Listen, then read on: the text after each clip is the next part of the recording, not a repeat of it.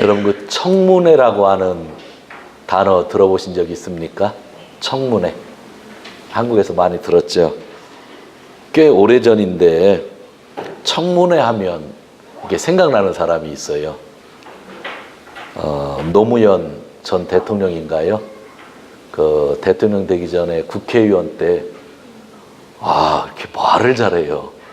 그리고 중요한 데를 그렇게 질문을 잘하더라고요. 그래서 그때 젊었을 때지만 더 저런 분이 대통령 되면 괜찮겠다 생각을 했었는데 나중에 대통령 되셨더라고요. 제가 일본에 왔을 때 대통령이 되셔서 그 이유는 잘 모르는데 하여튼 청문회 때 스타였죠. 20여 년 전에 미국에서 청문회가 있었는데 클린턴 대통령의 그 불륜 청문회가 있었죠. 그거는 아무런 감동이 없는 진짜 보기 싫은 그런 청문회였습니다. 작년에 일본에서 모리토모 가쿠행 그런 것 때문에 국회에서 좀 청문회가 있었죠. 근데 오늘 아침에도 뉴스를 듣는데 아직 끝나지 않은 것 같아요. 계속 질문들을 계속 하고 있는 것 같아요. 제가 왜 청문회 얘기를 하는가 하면 오늘 성경을 읽었는데 오늘 성경에 그 배경이 되는 게 어떤 의미로 보면 청문회 같은 거예요. 예루살렘에서 제사장과 레위 사람들이 와서 세례 요한을 앉혀놓고 지금 청문회를 하는 겁니다. 한 가지 한 가지 질문을 하고 있는 거예요. 그래서 오늘은 그 세례 요한이 감당했던 청문회가 어떤 청문회에 있는지 말씀을 살펴보면서 오늘 우리에게 주시는 말씀을 마음에 담기를 원합니다. 먼저 19절에서 20절인데 우리 다시 한번 읽도록 합니다. 시작. 유대인들이 예루살렘에서 제사장들과 레위인들을 요한에게 보내어 내가 누구냐 물을 때에 요한의 증거가 이러하니라. 요한이 드러내어 말하고 숨기지 아니하니 드러내어 하는 말이 나는 그리스도가 아니라 한대. 이 대표들이 와가지고 요한을 앞에다 놓고 청문회를 하면서 야, 너 누구냐? 그렇게 이야기를 했다고 합니다. 그런데 요한은 많은 사람들 앞에서 숨기지 아니하고 대답을 했다고 합니다.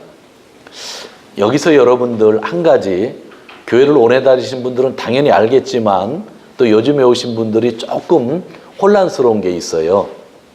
이 성경책 이름이 지금 요한복음이죠. 요한복음. 그런데 지금 여기에 나오는 요한은 그 요한이랑 틀려요. 이 요한복음은 예수님의 제자가 기록해서 요한복음이고 예수님의 제자 중에 요한이라는 사람이 있었어요. 그리고 여기에 나오는 본문은 예수님의 제자가 아니라 예수님보다 6개월 일찍 태어난 그 세례자 요한이라는 사람이에요. 그러니까 전혀 다른 사람이라고 생각하시면 돼요. 그런데 요한이 그 당시에 너무 활발한 활동을 한 겁니다. 제사장 가문에서 태어났거든요. 그런데 제사장을 하면 기득권을 가질 수도 있고 힘을 쓸 수도 있고 먹고 사는데 아무런 문제가 없는데도 불구하고 제사장의 일을 하지 않고 광야에 와서 광야에서 먹고 자면서 메시지를 증거했던 거예요. 근데 성경에 보면 광야에서 그가 먹었던 것이 메뚜기를 먹었대요. 인하고. 여러분 메뚜기 드셔보신 적 있으세요? 네, 맛있죠? 네, 저는 그 구우면 그 냄새가 고소하더라고요. 냄새가. 메뚜기. 그 다음에 또 뭐를 먹었냐면 꿀을 먹었대요. 요즘 의사 선생님들이 그러죠. 꿀이랑 생강만 먹으면 당분간 병 안 걸린다고. 꿀이랑 생강 먹으면 감기도 잘 안 걸린다고 하는데 그 당시에는 먹을 게 없어서 이나고를 먹고 먹을 게 없어서 꿀을 먹었는데 지금 생각하면 참 건강식품이었던 것 같아요. 그러니까 광야에서 견딜 수 있었던 것 같아요. 그렇지만 그 당시에 사는 사람들에게 그러한 식사를 한다고 하는 것은 충격이잖아요. 어떻게 제사장이 광야에 가서 이나고를 먹고 광야에 가서 꿀을 먹냐고요. 그런 생활을 하는데 많은 사람들이 그 그에게 오는 겁니다. 그의 설교를 들으려고, 메시지를 들으려고. 그런데 메시지를 들으러 온 사람들에게 뭐라 그래요? 너는 메시지만 듣지 말고 죄를 회개해야 된다면서 또 세례를 베푸는 일까지 한 겁니다. 그 당시에서 예수님이 활동하기 전이기 때문에 유대 땅에서 예언자적인 그러한 일을 했던 사람 중에 가장 유명했던 사람이 여기 세례자 요한입니다. 그런데 예루살렘에 있었던 지도자들이 이게 궁금한 거예요. 혹시 성경에서 약속하신 메시아는 아닌가? 성경에서 약속하신 엘리야는 아닌가? 성경에서 예언하는 그 예언자는 아닌가? 뭔가 확인하고 싶었던 거예요.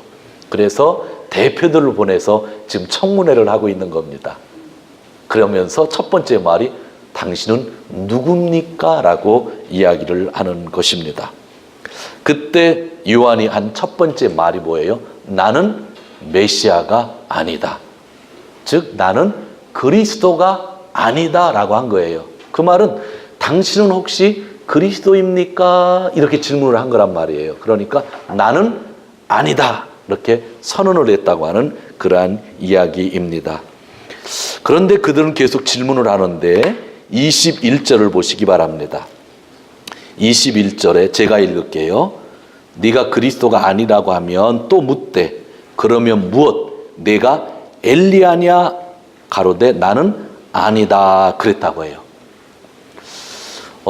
이스라엘 사람들은 누구를 기다렸냐면 그리스도를 기다렸어요. 왜냐하면 예전에 바벨론과 아시리아의 포로를 당했다가 돌아왔고 또 옛날에 성전도 파괴해서 했었는데 지금 예수님 시대에 성전이 있긴 있었어요. 헤롯 대왕이 성전을 증축해줘 가지고 그럭저럭 괜찮은 성전이 있었어요. 근데 성전 안에 여러분 중요한 것이 없었어요. 뭐가 없었을까요? 솔로몬이 만든 그 성전 안에 있었던 것, 모세가 광야에서 만들었던 그 성막 안에 있었던 것이 예수님 시대에는 성전은 크게 있었지만 없었어요. 뭐가 없었어요? 그렇죠. 법궤가 없었어요. 법궤. 언약궤. 그래서 그 미국 영화 중에 인디아나 존스 같은 거 법궤 찾으러 다니잖아요. 어떻게 없어졌다는 걸 알아가지고.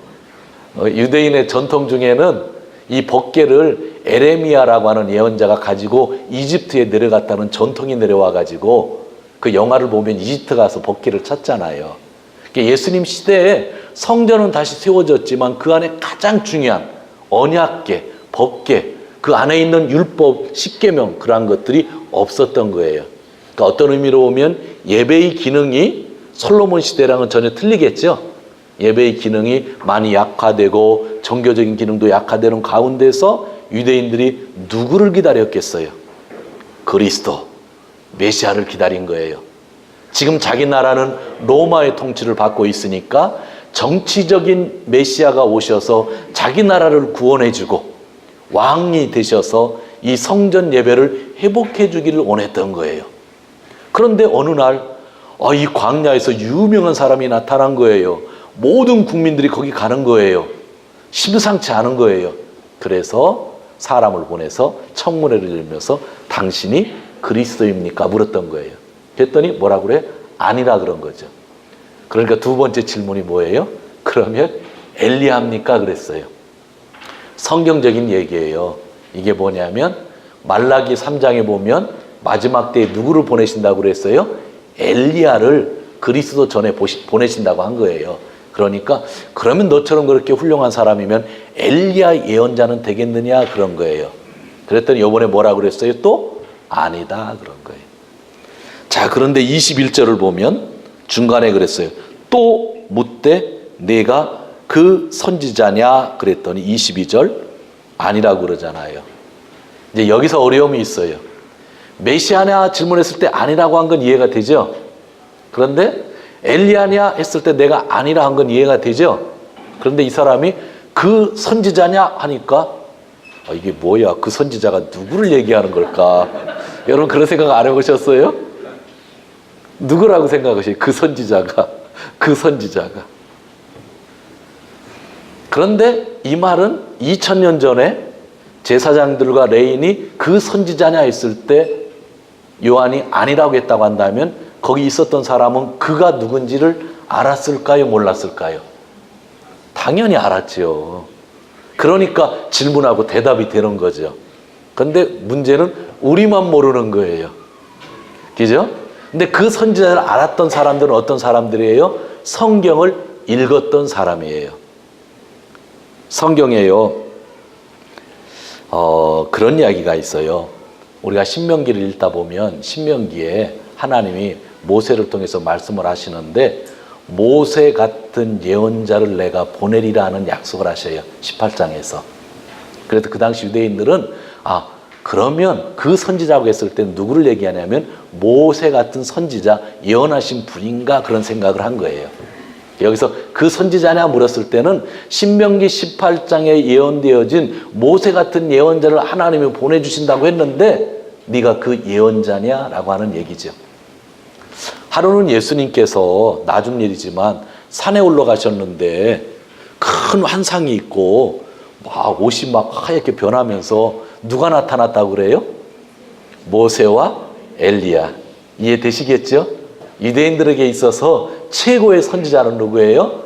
모세와 엘리야는 거예요. 그러니까 그 위에 사람은 누구예요? 그리스도계죠. 그러니까 그리스도부터 시작한 다음에 엘리야라 묻고 그 다음에 그 선지자라고 물었던 것은 어떤 의미로 보면 엘리야보다 더 유명한 거예요. 글자만 하고도 답이 나와야 되는 거니까. 모세가 더 존경받잖아요. 그런 이야기를 하는 겁니다. 그런데 22절입니다. 우리 22절은 같이 읽습니다. 시작. 또 말하되 누구냐? 우리를 보낸 이들에게 대답하게 하라. 너는 내게 대하여 무엇이라 하느냐? 23절. 가로되 나는 선지자 이사야의 말과 같이 주의 길을 곱게 하려고 광야에서 외치는 자의 소리로다. 청문회를 열었던 사람이 야, 너 그리스도 아니고 엘리야도 아니고 모세도 아니면 너 뭐냐? 우리에게 말해라. 네 정체를. 그랬더니 세례 요한이 참 멋진 말을 이야기하죠. 나는 뭐라고요? 광야에서 외치는 자다. 무슨 철학 논쟁하는 것도 아니고 철학적인 광야에서 외치는 자다. 그렇게 이야기를 한 거죠. 여러분 이러한 대답을 어떻게 생각하십니까? 요한은 지금 나는 진짜 한 인간에 불과하고 앞으로 오실 예수님의 일을 위해서 그냥 좀 길 닦는 일밖에 않는 사람이다.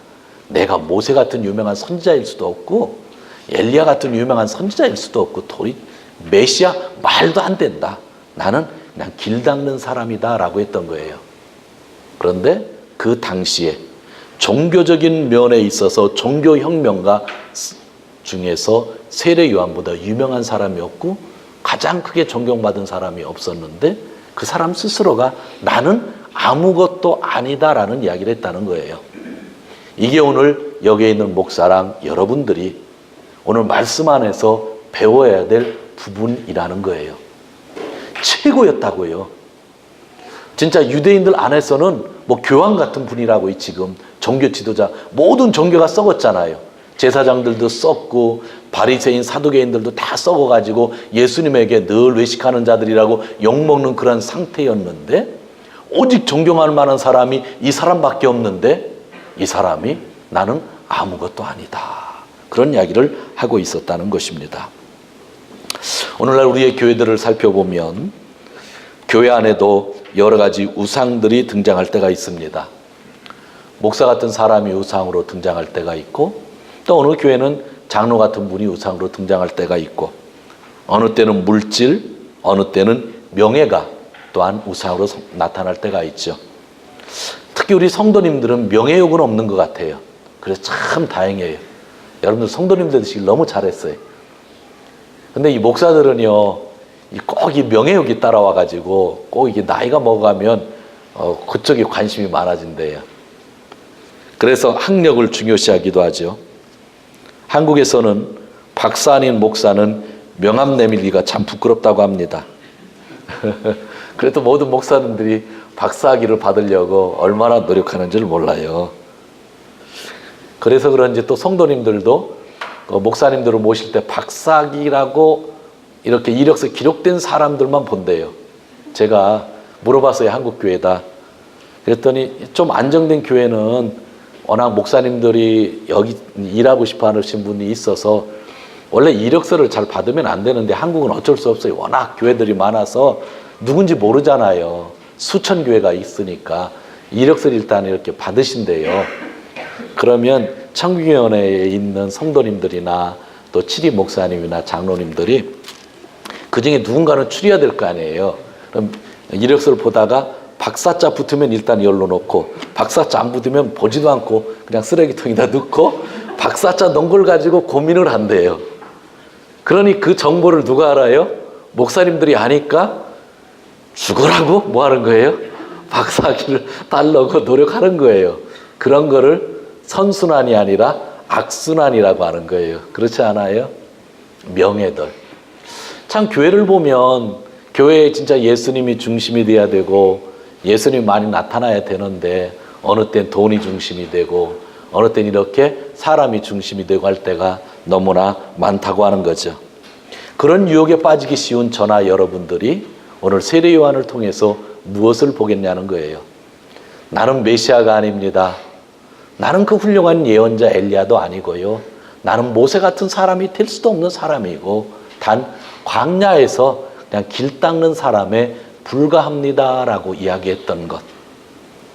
그게 오늘 우리들이 마음에 담아야 될 그러한 이야기들이 아닐까요? 여러분 세례 요한을 연구하면 제가요 이상한 점이 하나 있었어요. 한국의 큰 대형교회 목사님 지금 은퇴하셨지만 처음에 그 교회 사람들이 많이 간 이유가 뭔지 아세요? 성령 충만한 성도님들 많았지만 그 목사님이 이렇게 안수하면 병이 다 나았어요. 그러다 보니까 막 사람들이 엄청나게 간 거거든요. 이렇게 안수하면 또 귀신 들린 사람들도 다 나았고요. 근데 요한은요 안수에서 귀신 쫓았다는 얘기가 없어요. 안수에서 병 고쳤다는 얘기도 없어요. 여러분들이 요한을 보고 싶어서 가면 뭐라고 하는지 아세요? 야, 이 독사의 자식들아 그랬다고요. 너 회개해. 네 행위가 뭐야? 월급 떼먹지 마. 폭력하지 마.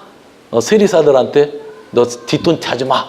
그런 얘기를 했는데 병자도 안 고쳤고요. 어떤 보면 성격도 좀 그렇죠. 부드러운 말도 않잖아요. 그런데도 그걸로 다 찾아갔었다는 거예요.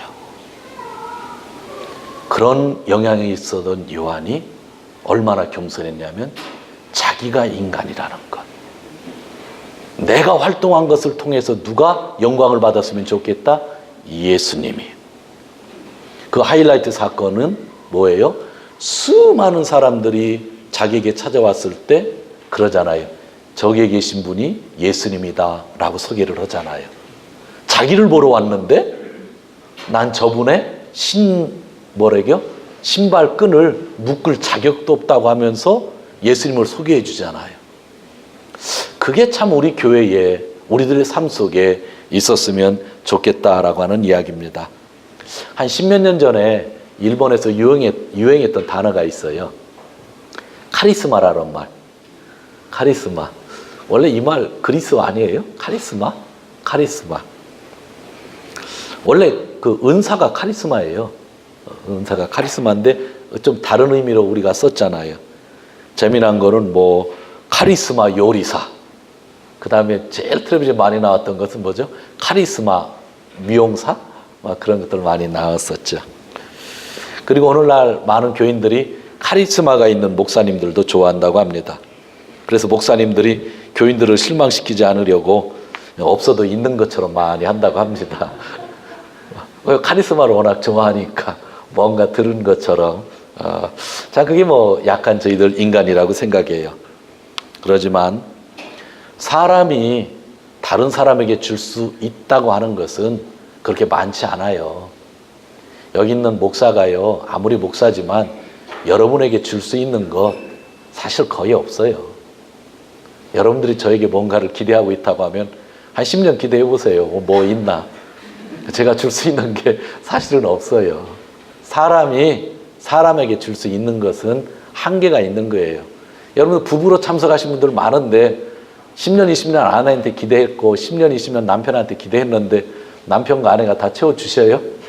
안 채워주시잖아요. 안 되잖아요. 그러니까 기본적으로 사람은 사람에게 뭔가 줄 수 있는 게 거의 없어요. 아무리 세례 요한에게 찾아갔다 할지라도 세례 요한이 사람들에게 줄 수 있는 것은 아무것도 없어요. 그래서 세례 요한이 이야기를 나는 길만 닦고 너에게 줄 수 있는 분은 누구라고요? 예수님이라고 얘기하는 거예요. 그래서 1장에서 예수님이 빛이다. 예수님이 생명이시고 지난주 설교 예수님 안에 은혜와 진리가 있다고 성경이 얘기를 하고 있는 거죠. 그러니까 우리에게 줄 수 있는 분은 예수님 한 분밖에 없다고 말씀하고 있는 것입니다. 교회도요, 가끔 그 유명한 사람이 있으면 특히 요즘에 젊은 애들이요, 너 뭐 되고 싶냐 하면 대부분 뭐 연예인, 뭐 걸그룹, 막 그쪽이 너무 인기가 많대요. 근데 거기에서 성공하시는 분들이 참 많지는 않잖아요. 근데 교회 안에 그런 연예인 하나가 있으면 전도하는데 참 좋대요. 우리 교회에 그분 있다, 그분 있다, 막 그런다 그래요. 그런데요, 그런 연예인들이 있다 할지라도 진짜 중요한 건 누구예요? 예수님이잖아요. 아무리 국회의원들이 많이 있다고 해서 좋은 교회 아니잖아요. 예수님이 두세 사람이 내 이름으로 모인 그곳에 하나님이 함께 하신다고 그랬잖아요. 누구 이름으로? 예수님의 이름으로라고 하는 그러한 이야기입니다. 오늘 말씀을 정리하려고 합니다. 23절 같이 읽도록 합니다. 23절 가로되 나는 선지자 이사야 말과 같이 주의 길을 곧게 하라고 광야에서 외치는 자의 소리로다. 아멘. 지금 이스라엘 백성들은 위로를 받아야 됩니다. 나라를 잃어버렸잖아요. 성전 가서 예배를 드려도 하나님이 처음에 주신 언약궤가 없잖아요. 모세의 율법을 암송하다시피 암송하면서 신앙생활하는데 모세의 율법을 암송하고 읽을 때마다 마음에 걸리는 게 뭐예요? 언약궤가 없는 거잖아요. 얼마나 신앙적으로 힘들었겠어요.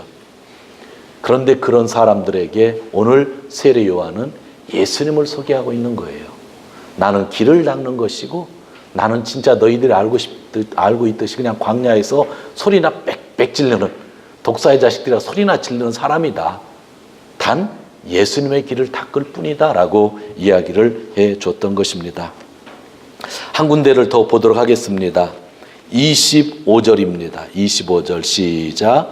또 내가 만일 그리스도 아니요 엘리야도 아니요 그 선지자도 아닐진데 어찌하여 세례를 주느냐.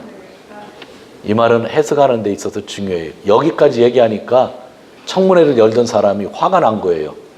갑자기 시비를 거는 거예요.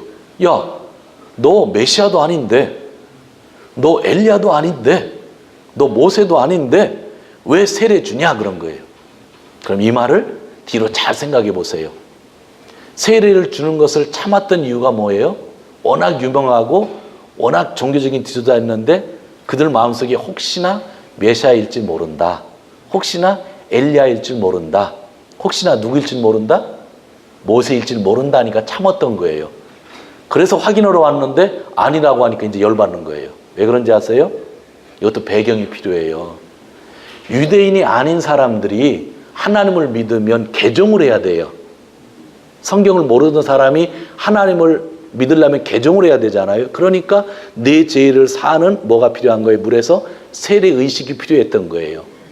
근데 유대인들은 하나님을 알았어요? 몰랐어요? 알았어요. 믿었어요. 그 사람들에게 세례가 필요할까요? 세례가 필요 없어요. 세례 주면 안 돼요. 종교 지도자들이 화내는 건데 이상하게 유대인들에게도 오면 야 너도 세례 받아라. 너도 이방인들처럼 죄인이니까 세례 받아야 하는 거예요. 막 신학적으로 맞지 않는 거예요. 그런데도 사람들이 받는 것을 보면서 지도자들은 참은 거예요. 뿡하고 혹시 몰라 성경에서 예언했던 모세일지도 몰라 예언자일지도 몰라 진짜 메시아일지도 몰라 하고 참았는데 아니라고 하니까 야 그러면 너 왜 우리 유대인들에게 세례 주고 있어? 이방인에게 줄 것이지 하는 그런 얘기란 말이에요. 지금 공격을 사실 받고 있었다고 하는 그런 이야기입니다. 그때 26절, 27절 같이 읽겠습니다. 26절, 27절. 요한이 대답하되 나는 물로 세례를 주거니와 너희 가운데 너희가 알지 못하는 한 사람이 있었으니 곧 내 뒤에 오시는 그이라. 나는 그의 신들매 풀기도 감당치 못하겠노라 하더라. 이 말을 중요하게 마음에 담아야 돼요. 너희가 지금 나에게 세례 문제를 삼고 있는데 나는 지금 뭘로 세례를 준다는 거예요? 물로 세례를 주는 거예요. 우리가 뒷부분을 읽지 않았지만 뒷부분을 보면 물 세례가 아니라 그분이 오시면 뭘로 세례를 주신다고요? 성령으로 세례를 주신다. 제가요 성삼위일체 하나님의 이름으로 여러분에게 세례를 베풀었어요. 그런데 뭐로요? 물로.